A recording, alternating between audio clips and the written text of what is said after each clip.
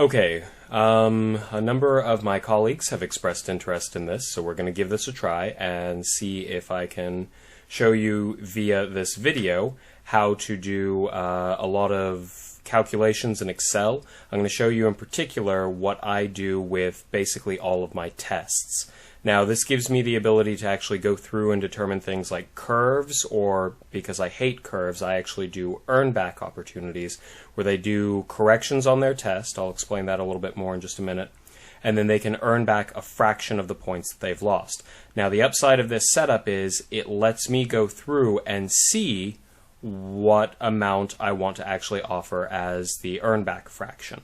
So I'm going to take you through. I think I've got all my notes to do what I do as an entire one. So what I normally do is over here in the first cell, I'll write in, assuming I can actually type, name. And so I would go through and I would put in the different names: Doe, John, Doe, not John, A, B, C, etc. So I go down, let's say I've got maybe 16 students, so I'll finish up with just tapping a random letter here. But that gives me my last student there. So up here, what I do is sometimes Excel acts a little bit weird if you use numbers, so it's up to you. But you can go through and you can do question 1, question 2. Oops. I don't use this laptop as much. 3, 4, 5, 6, 7, 8, 9, 10. I usually do 10 multiple choice questions. That's my average value.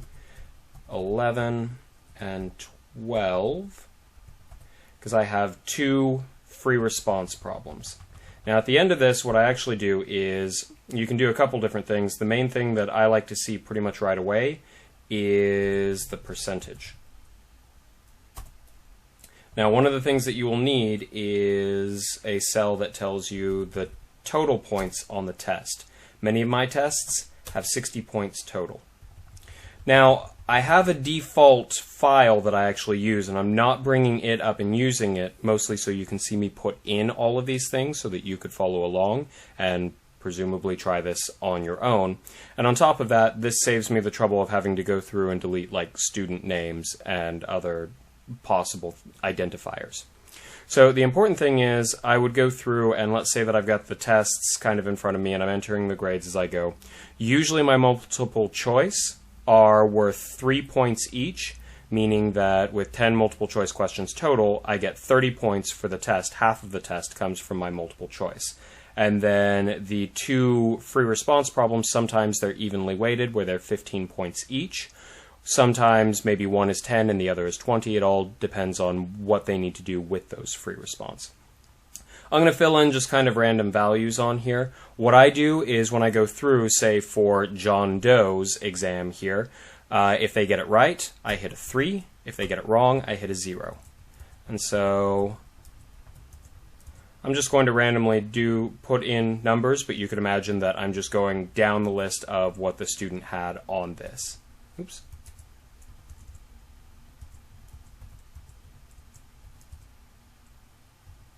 I think my laptop's a little slow, but that's okay. And then this person will be every other one. I'll fill in the rest of those here in a little bit, but what I'm going to do in the meantime is come down here and I'm going to type in missed. And then I usually also have things like average and standard deviation. So I'm going to go ahead and put those in, and I'll explain those a little bit more in just a moment. Although on these guys, we're not really interested in this. The main reason that I find this useful, because usually when you look over it, you could just say, oh, they got 6 out of 10 right. I can just put in the number that they got from the multiple choice section.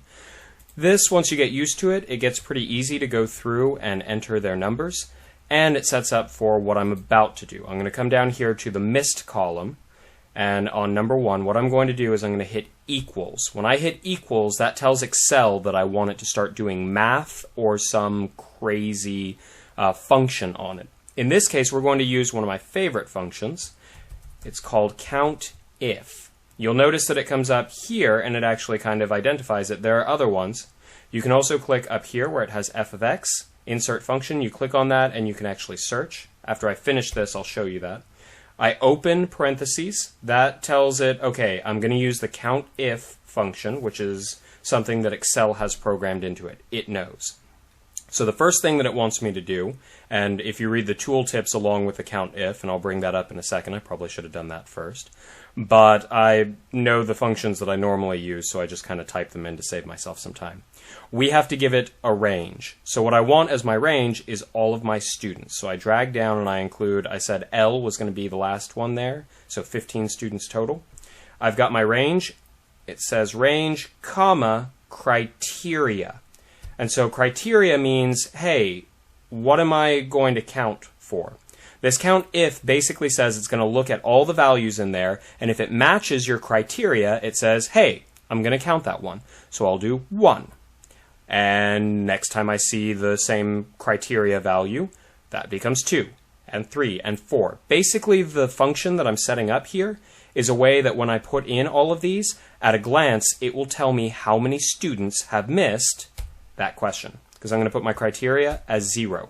Anyone who got 0, I see of the numbers I have entered, one person has missed question number 1.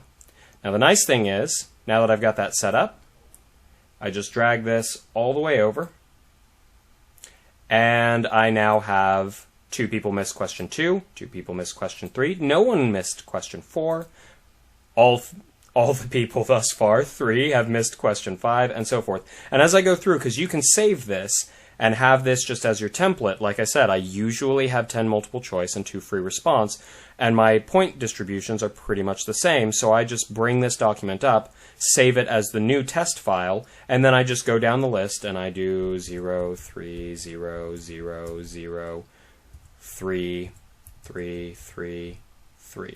Now you can imagine I could fill in all the rest of these, but that would be a lot of dead air effectively. But you can see as I go through and fill these in, it automatically updates that count. This is very useful because if I find that 2/3 of my students have missed question number 5, for instance, in this case, all of my students that I have entered have missed that question. I then know to go back and take a look at that particular question and see, is it a fair question? Was it a really tough one? There's a problem if every single one of my students misses it, and I'll show you how we can actually take advantage of that soon. Now over here on 11 and 12, let's say that they're evenly weighted. We'll say that they're 15 points each. Maybe this guy got 12 and then 10. Maybe this one got half credit, maybe about 8, and then this one was 9, and then we'll do 10, 14, 15, and 12. And right now I'm just totally making up numbers. It usually helps to save these as you go along. This is not actually a useful document for me because I already have what I need built up somewhere else. But what I like to do is, I usually don't do the number missed here because so few people get 0 points on my free response. You can get at least 1 or 2 points just by drawing a picture related to, because it's a physics class, related to the problem. Very rarely do I get zeros on those, and so I'm more interested in my average. This time I think I'll click on my insert function. So maybe you don't know what the function is supposed to look like. So when you bring this up, it has this highlighted here, and I can do, well, I know I want to take the average. I hit enter, and it's going to bring up, oops, it's searching. Maybe I shouldn't have done this.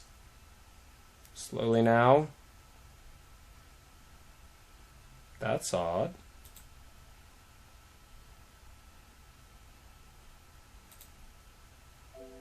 Ah, what's wrong? Ah, okay. Sorry about that. That's why I'm not going to use the search function much. Remember, this laptop is also consuming a lot of resources to record this video. But it'll bring up, so I've got average, sum if, average if. There are a bunch of different ones in here. You can read the descriptions. But here, the default one returns the average, arithmetic mean of its arguments, which can be numbers or names, arrays, etc. Basically, this is the one I want to go with, so I'm going to select it and click OK. And it says average, and usually it tries to get smart and it will actually fill stuff in for you. However, it seems to go all the way to L18. What I actually want is all of my students, so that's going to come down to here, 16, where, interestingly enough, L was. I hit enter, And that should actually do it. So here is my average. The average of the ones I've put in thus far is 11.25. If I put in another one, let's go with 7. You can see the average ends up getting brought down. Now I want the same type of output for question 12, so I'm just going to drag that over, and you'll notice it automatically switched over to M2 through M16, this column. Okay? Oh, ah. There. I have to be careful with that. The next thing that I like to keep track of is standard deviation. So I'm going to hit equals. STDEV is the default standard deviation. Now for those of you playing along at home who are interested in it, it actually uses the n-1 standard deviation, not the n, if that makes any difference to you whatsoever. You can actually go through and you can find that information inside Excel. If you don't know what I'm talking about, don't worry about it. It's going to make a relatively small difference. It'll have some effect here with only 15 students, but if you're anything like me and you actually have something like 30 students, then yeah, it becomes less of an issue. It won't really throw off what you're looking for very much either way, so don't worry about it. I wouldn't calculate it manually, although this is YouTube, so I do look forward to all the angry comments on it and claims that the moon landing is fake, etc. So the standard deviation, we'll come back to that here in a minute, but that actually gives me information on what my spread is. Okay? Now I've got most of that. I do actually often put the average and the standard deviation for these as well, but it's not really going to tell me much of anything. On the upside, it's insanely easy because I can just drag this over this way and done. So, it's up to you. Now let's move on to something, so we could fill in all of these numbers here as though I have actual students taking the exam, but let's keep moving so we can see getting our end goal stuff. So at this point, I want the percentage, the actual percent that they get on the test. So did they get an 80% or an 87% or a 60%? So what I'm going to do is I need it to do some math. I'm going to do equals, and I'm going to do sum. So this is another one. Basically, it means add up all of these cells. I open my argument. I want it to add up all of these, so I'm going to take this. That's my sum, so it's adding up all the points they got. And I'm going to divide it by my total number of points in my test. This person got basically a 62. Now, remember when you drag this down, in fact, let me go ahead and do that. I will drag this down, and it's going to freak out. It says divide by 0. Why? So I'm going to come back up here, and I'm going to see, oh, well, it went down to the next student to get their sum, which is what I want, but it went down to this next square for the total. I could fill in the total 60 all the way down, but then that's going to be me typing a lot. So what I'm going to do instead is I'm going to come over here, and I'm going to make one small adjustment. I'm going to add some dollar signs in here. Now, dollar signs are something that Excel, when you put it in with these cell addresses, P2, which is right over here, it tells Excel that it shouldn't actually move off of that square. Okay, so watch what I do now when I drag this. I'm going to drag it all the way down, and you'll see 58%. It stays at P2. And again, stays at P2. That's what those dollar signs do. It doesn't change the address at all, but it tells Excel when I start moving around and you start following me with my movements, don't move that square. Keep it the same. Now the nice thing about this is, and this comes back to what I was saying earlier with these count-if statements, what if I find question 5 is double plus ungood? Nobody gets it right, I decide to throw it out, so now my new total is 57. Done. It recalculates all of my percentages for me. I'm going to leave that for now, though, at 60. Let's say, for instance, whoever this person is, let's see what happens when we put in 100. So they get all the multiple choice right, and they get all the credit on that. We get 1, as in 100%. So, and then I could also do 3. Oops. 15, and maybe 12. They got very close. So we've got a 95. So now we've got some nice looking grades in there. We've got some 60s, pretty close to 60 there, 65, a 70. That person has only one grade in, so let me actually fill in some stuff on that. And I'm just randomly making these up, but they could very well represent a real student, for instance. For some reason, as I go through here, I have a tendency of getting them fairly low grades. Now, I will bring this up again. When you're doing something this complicated, it helps to save often. After you set up the actual first save, I instinctively hit Control S every like 2 minutes or so. But I'm going to try and keep this moving. I'm certain you're probably already terribly bored, but there's still more to see because I'm going to give you an idea on how I actually do things like curves, among other things. Now, there's all sorts of stuff that you can actually do. Actually, let me... So when I put them in my online grade book, I tell the online grade book that it's a total of 60 points, and then I just put in however many points they get, not the percentage. But I do like seeing the percentage, so I have an idea of what I'm looking at. The other thing that I was going to do was the average and the standard deviation. I'm going to drag these over, and now I have the average of my percentages, although you'll see there are a bunch of zeros in here because I don't have stuff filled in, and 30 or 0.39 is my standard deviation because I have a bunch of zeros. So what I'm going to do is I'm going to tweak this a little bit just so we have some numbers that are in there. I'm just going to put the total that these guys get, so maybe a 43, 55, 60, 48, and then 52, and then maybe 47, 33, and then let's go with a low one of 25. Okay, so now instead of having them all filled in over here, which would take me some time, I'm just giving it the numbers that we need here to actually generate some percentages. So what I actually enter into my online grade book is the points that they total got. So I've got points over here, and what I do is I'm just going to sum up all of the points that they got. So I'm going to drag this along here.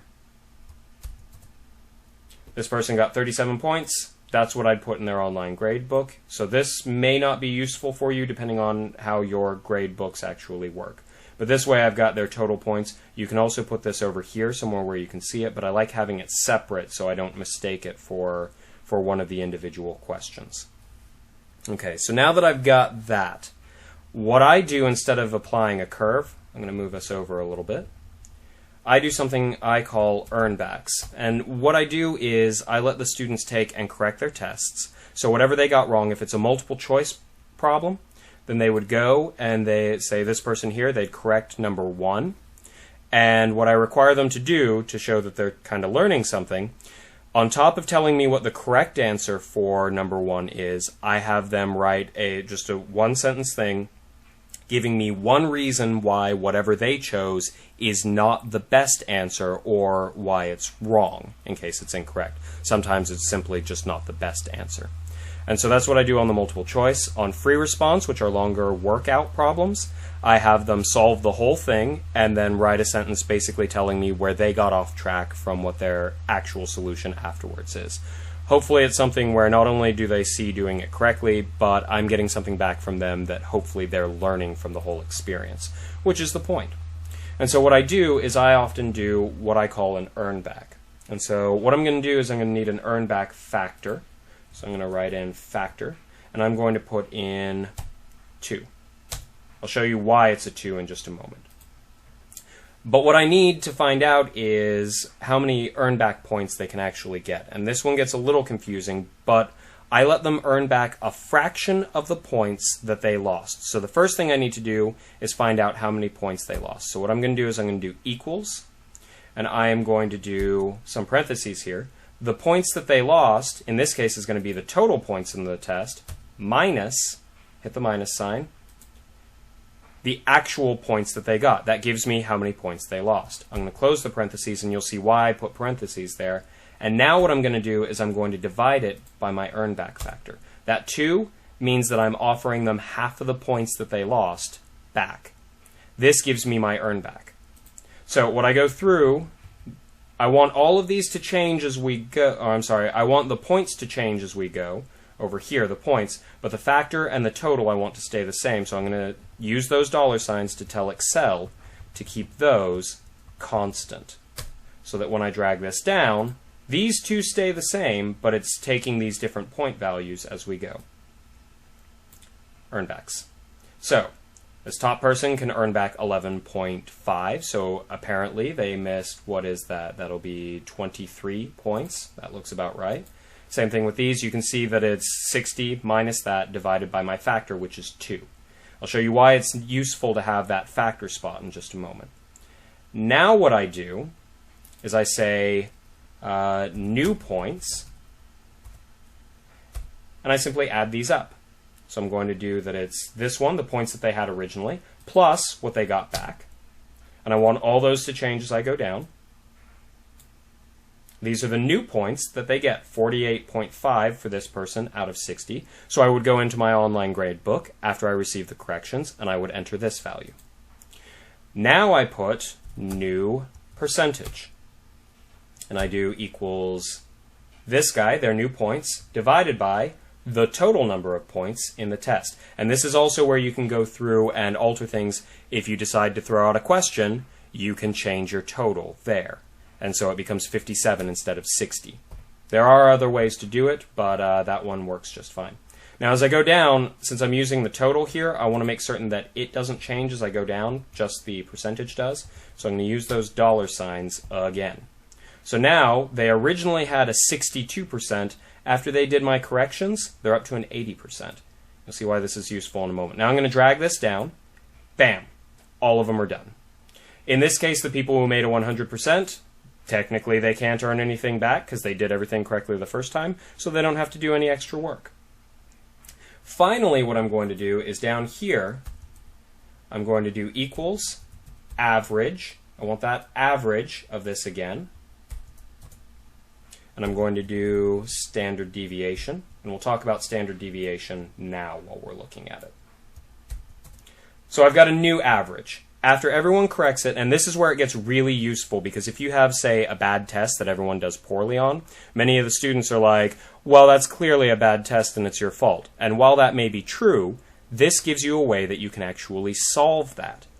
Because by offering them earnbacks, if their grades are really low, you're probably going to give a pretty high factor, something like a half. You could even do something like 3/4, but I've never really gone below, or I've never gone to a higher factor than a half. And the reason that I do it this way with the factor is because I usually do something like either 1/2 or 1/3. So if I do factor of 3 instead for 1/3, that'll change these results. They automatically get updated down here. Instead of what it was a moment ago, it's now an 82. Let's see what it was again. For 2, it goes up to an 87. These standard deviations, they tell you basically how much spread you have. For the most part, what's returned is the first standard deviation, and that means when I'm looking at this, with my default scores that I have in here, my class average was a 74. Okay? Now, my standard deviation is just shy of 20, just to make it a little bit easier on the math. That means that something like almost 70%, almost 2/3 of my students, all of their grades will fall within either 54 up to 94, assuming this was 20. I'm just doing it a bit faster. What that means is if you go one standard deviation below and one standard deviation above your average, that's telling you, hey, this is most of your students, 2/3 or so, are falling in that. If you go to 2 standard deviations over, it's something like 93% of your students are in there.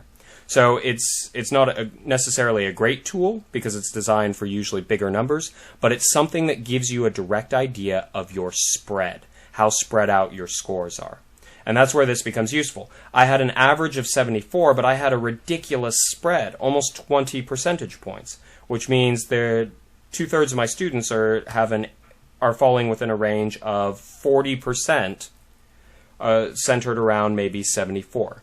Now, that's not too bad, actually, but I think the standard deviation is a little high. I usually try and get it where the majority of my students are falling within maybe 10 or maybe 12% or so. And so if I have it centered around maybe something like 80, then if I've got a standard deviation of 10, then 2/3 of my students have between a 70 and a 90, which actually sounds like a pretty good value. Now you see the way that I've got it set up here, my average is actually coming up a lot higher. I could start playing around with the numbers and maybe do something more complicated, but this is kind of my default on it. Usually I wouldn't necessarily go with the 2 then. I would see what I get with 3.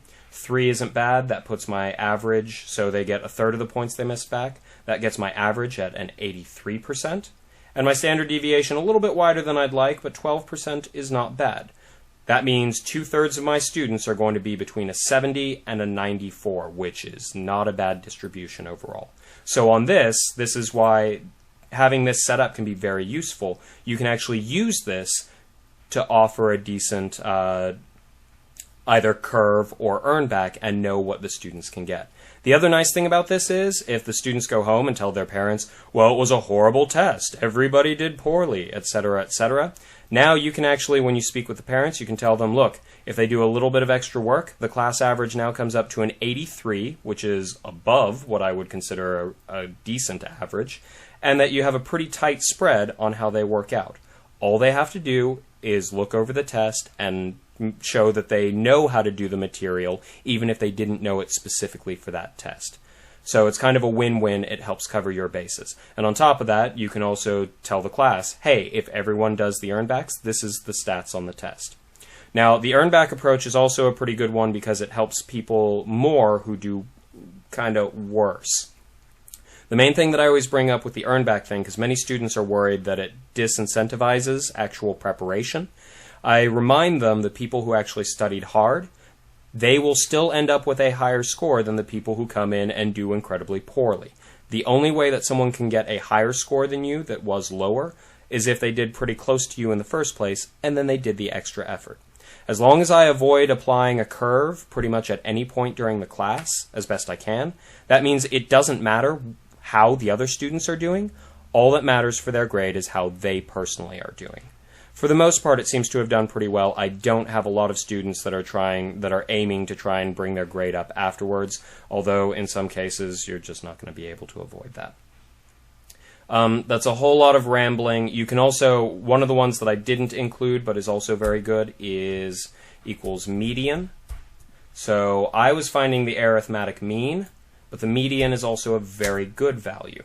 So in this case, I can do equals median and then select from my data, and my median was 71.667. In fact, it's this person right here we can see. And so that's the number that falls directly in the middle. Half of them are above, half of them are below. And that's another good way to see where your spread is falling. In this case, because my average is a little bit higher than my median, it means I've probably got a few more students that are doing better than students that are doing worse. As long as your median and your mean are pretty close, then that's a pretty good indicator, especially if you've got a decent standard deviation.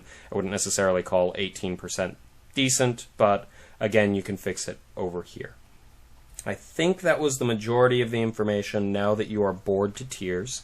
But you can also go through and you can do things, just as one final thing to show you, you could do, if you're interested in a curve, for instance, you could do maybe a square root times 10. That's a popular one. And so if I take this, I would take equals. I'm going to do square root, which is a function in here. I'm going to do this times 100. Normally when you take the square root of a number less than 1, it doesn't give you the values you want. Square root of basically that percentage, so that'll be about 62 times 10. So the curve that this person would get is a 78.5. And I can drag this down, bam. I can also take these, drag those over, ignore this cell here. And you can see, and this is one that I've used before too, where you can compare, because sometimes they're like, well, this earn back thing is hard for me to figure out mathematically. Fair enough, it kind of is. And they're used to things like square root times 10 curves. I hate curves though, so take that as you will. But we've got, what, about 83 here and 85 as the class averages. And we've got actually not a bad standard deviation. So this is one that if you're not averse to curves, unlike me, maybe you want to go with the curve. One of the things that I've shown before is on some of the tests that I've gone with the factor of 2 where they get half earnbacks, they actually get more points than a curve would actually get them. And so these are things where you can start doing different comparisons. And so I think that's the majority of the stuff. Again, you're probably bored to tears. Feel free to jump back if I was moving too quickly, but I wanted to kind of showcase everything that I've got. All of my test documents look pretty much exactly like this.